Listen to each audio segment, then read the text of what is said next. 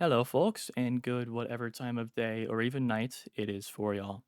We are going to be going over the last season that was part of a back-to-back record years, the 1985 East Pacific hurricane season. This season was pretty active with a total of 23 storms, 13 hurricanes, and 8 major hurricanes, with 3 of these hurricanes being Category 4.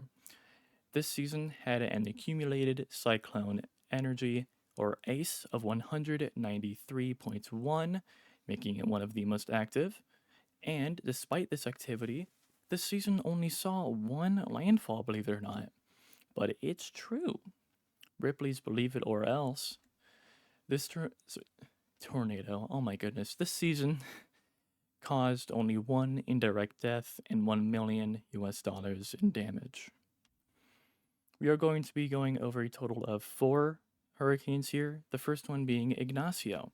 Ignacio was first spotted on the 21st of July as a tropical depression and became a tropical storm only 6 hours after that.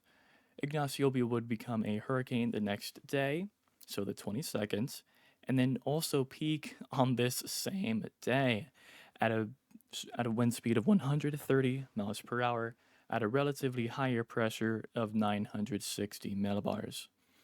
A high pressure up north would now be introducing both shear and dry air as the systems collided with each other, and Ignacio was pushed, uh, was indeed moving upwards, but is now starting to curve back down. Hurricanes' worst fears are shear and dry air, so Ignacio is currently in a nightmare situation, and Ignacio would weaken to a Category 1 by just the 25th to the almost immediate south of Hawaii before Ignacio would finally dissipate to the south of Hawaii on the 27th. Interestingly, I figured out while researching that for some reason, it was originally believed Ignacio was a Category 5. I couldn't find a reason for this, nor could I find any evidence to back this up, as, well, the maximum wind speed is right there at 130 and everything, but whatever. This does not, however, deter from the fact that Ignacio is one of the strongest storms ever seen in the Central Pacific Basin. Waldo was our only landfall, and I will be repeating this just because really active season 1 landfall. What is going on? It's good though. Waldo had been known since the 5th of October, however, was only deemed a tropical depression by the 7th. Waldo would become a tropical storm just 12 hours later and become a hurricane by the 8th, and would finally peak on the 9th close to the inlet of Baja California at a wind speed of 105 miles per hour at a pretty high pressure of 982 millibars. Waldo landfell near Su- Suli- Sulisan. I'm so sorry, I butchered that. I am not meaning to do this on purpose. And Waldo landfell at its peak strength around there. Again, Waldo being the only landfalling season of the storm is notable in and of itself. And after going onto land and dissipating very quickly as the inland region of Mexico becomes very mountainous, Waldo merged with a front upon entering the United States. Waldo would then produce rain along with this front in Kansas, Michigan, and even Iowa, where the floodwaters around in these states would be comparable to Hurricane Gloria of the same year. In 1985, just Gloria happened in the Atlantic. I am indeed going to be going over the 1985 Atlantic hurricane season, and Gloria itself will be getting her own video just because of the quite notable flooding it caused. So there's that little insight for you. I'm spoiling things. Waldo is responsible for that one indirect death and the approximate $1 million in damage. Nele was an interesting storm due to some similarities with a previous system.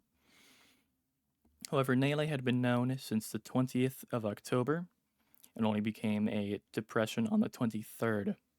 Nele would become a tropical storm on the 24th, and at this point, Nele is taking a similar path to 1982's Iowa and also a similar track to 1957's Nina.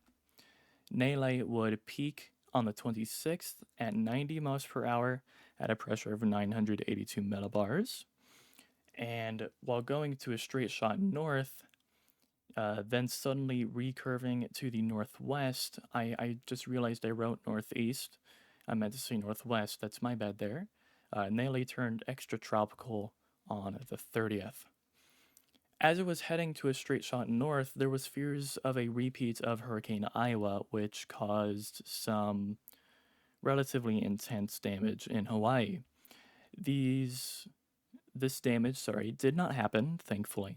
However, 10-foot waves were still seen upon the southern beaches in Hawaii. So, Nele thankfully not really doing a whole lot. Zena was a storm that I wanted to include just because of a very interesting track it took.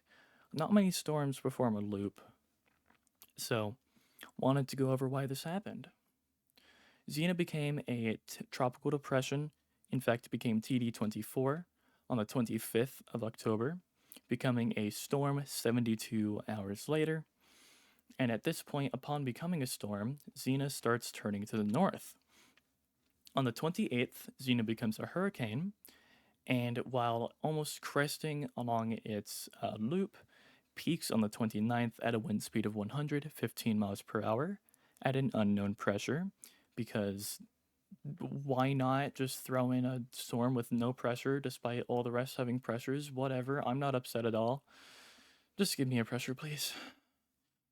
Anyway, uh, completing a loop was due to a high pressure up north of Zena, which pushed the storm to the east and then back down to the south. Zena would degrade into a storm and the depression, where Zena finally completed her loop on around November 1st to the 2nd before trying to go onwards and not managing any further than November 5th. It is very impressive in all respects that despite the activity of this season, there was only one landfall. However, this season did still see the most active June and July at that time. In fact, it is still a record, albeit June has been tied by 2015 and 16, I believe, and July was matched by 2018. I hope I got those years right. I tried to remember that. This season, the 1985 season, is the third most active season overall and remains that to this day.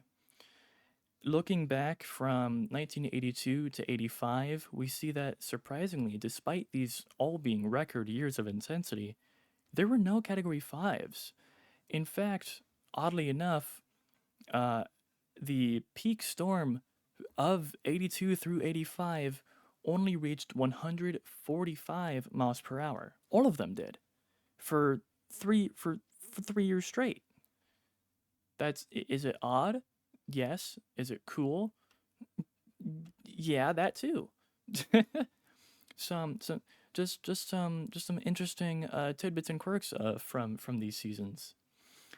With that being said, folks, that is all that I have for this video. I hope you learned something. I certainly did while researching. And I hope to see you all in the next one, and I appreciate all of you for watching.